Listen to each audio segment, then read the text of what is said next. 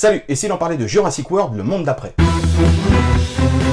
C'est le mercredi 8 juin que sort le troisième opus de la franchise Jurassic World, suite directe des films Jurassic Park. 4 ans après la destruction de Isla Nublar, les dinosaures font désormais partie du quotidien de l'humanité entière. Un équilibre fragile qui va remettre en question la domination de l'espèce humaine, maintenant qu'elle doit partager son espace avec les créatures les plus féroces que l'histoire ait jamais connues. Et bien sûr, plusieurs animaux sont braconnés et capturés par des entreprises malveillantes. Quand Macy et le bébé de Blue sont capturés par des braconniers, Owen et Claire se lancent à leur secours, jusque dans une réserve de dinosaures gérée par une entreprise aux intentions plutôt sinistres, mais sur laquelle, au même moment, enquêtent Alan Grant, Ellie Sattler et Ian Malcolm. Après avoir signé le scénario et la réalisation du premier opus, et le scénario du deuxième, Colin Trevorrow est de retour derrière la caméra pour ce troisième opus. Et il a été aidé par Emily Carmichael et Derek Connelly pour le scénario. Au casting, on retrouve de nouveau Chris Pratt, Bryce Dallas Howard, Isabella Sermon et B.D. Wong. Et il y a aussi le retour de notre Omar Sy national, et surtout celui du trio original composé de Sam Neill, Laura Dern et Jeff Goldblum. Et même si ce dernier faisait une petite apparition dans le deuxième opus. Alors que vaut le film? Je vais pas vous mentir, je suis un petit peu mitigé. Mais commençons par le bon. L'idée de partir avec une intrigue qui flirte avec le film d'espionnage et le complot est assez intéressant. Du coup, les dinosaures sont mis un peu au second plan pour mettre plus en avant l'histoire autour des humains et de leur avenir. Ce qui n'est pas du tout gênant, car rassurez-vous, quand les dinos sont à l'écran,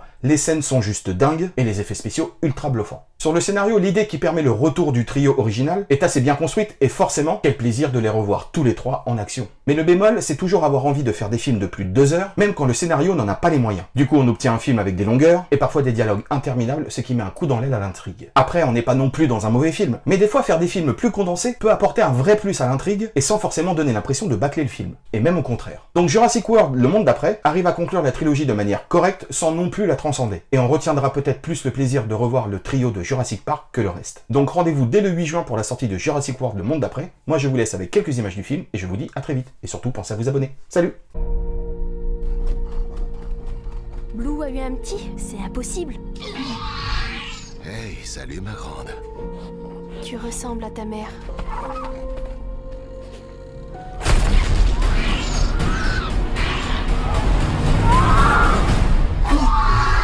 T'inquiète pas, je te promets de te la ramener.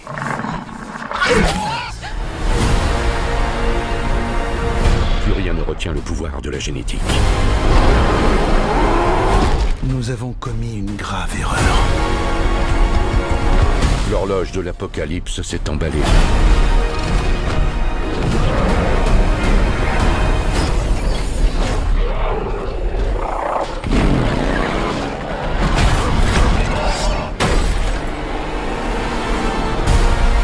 Pour que notre monde survive, ce qui compte, c'est ce que nous faisons aujourd'hui. J'ai besoin de vos compétences. Un bébé raptor?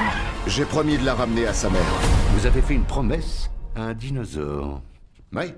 Pourquoi? Tout le monde s'accroche à son voisin? C'est quoi? C'est le plus grand carnivore que la Terre ait porté. Venez vite!